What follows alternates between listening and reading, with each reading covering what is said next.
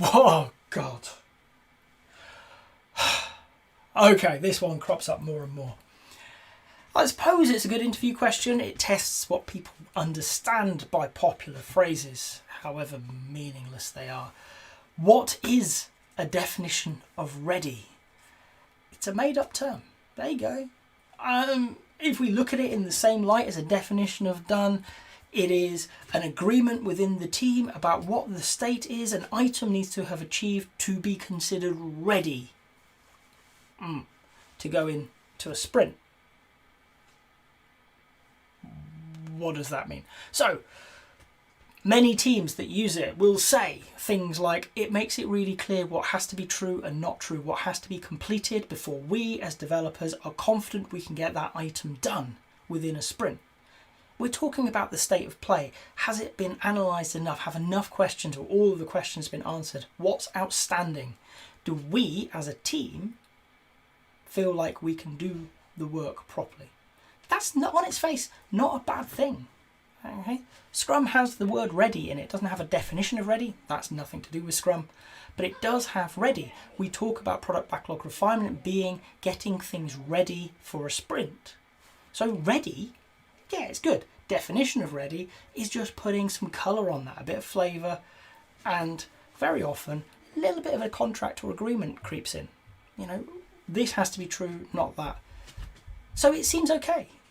However, we have to throw good old human nature into that mix. Okay?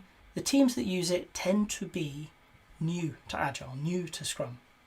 Okay? It doesn't matter how many years they say they've been doing it, they will tend to score very, very lowly when we go in and assess them, because they understand the mechanics, but they don't get the spirit, they don't get the Agile principles, the values of this. They are just doing a thing they call Scrum, or a thing they call Kanban, or a thing that whatever they call it.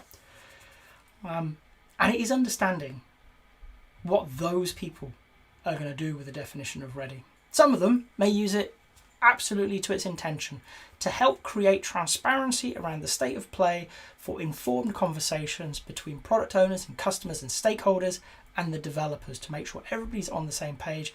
We need things to be in this state before we've got a chance of getting it done. Great. They're the minority. Most of the teams who adopt a definition of ready will treat it like a contract. They will beat their product owner over the head with it when it suits them. They will turn around and say, that's not to our definition of ready, we're not doing that, nor's that, nor's that. Now we're reducing the agility, the responsiveness of the team, the system, because they won't change based on what they've learned.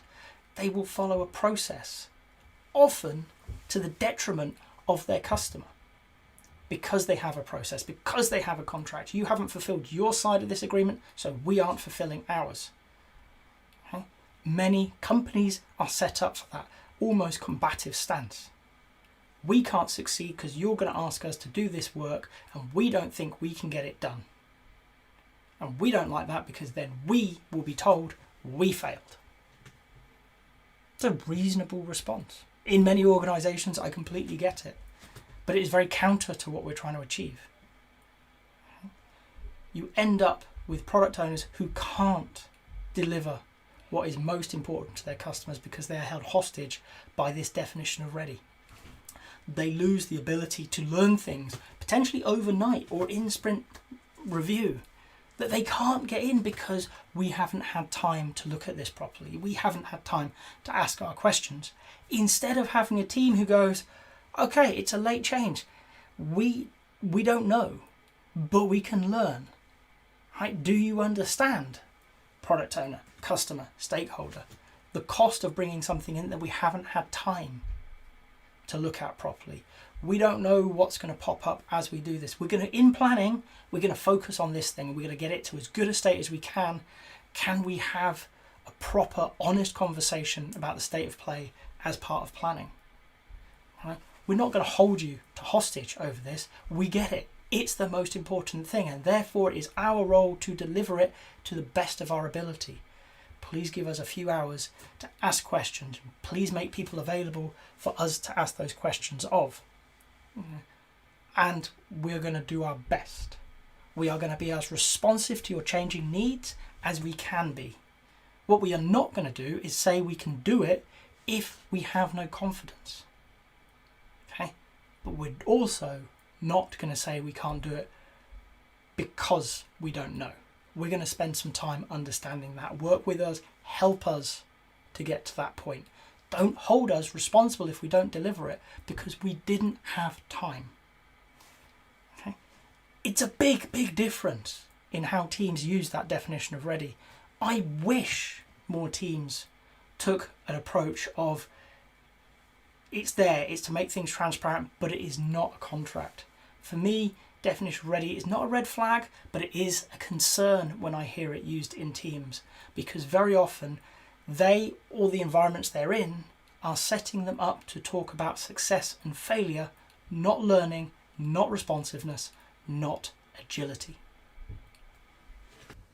If you've got to this point in the video, I hope you've enjoyed it. If so, a like would be appreciated. If you want to hear more from me, more answers to questions that maybe you've got in the Agile world, please subscribe to the channel. And if you've got a question that you really want answered, drop it in the comments. I promise we'll get around to it. Thank you.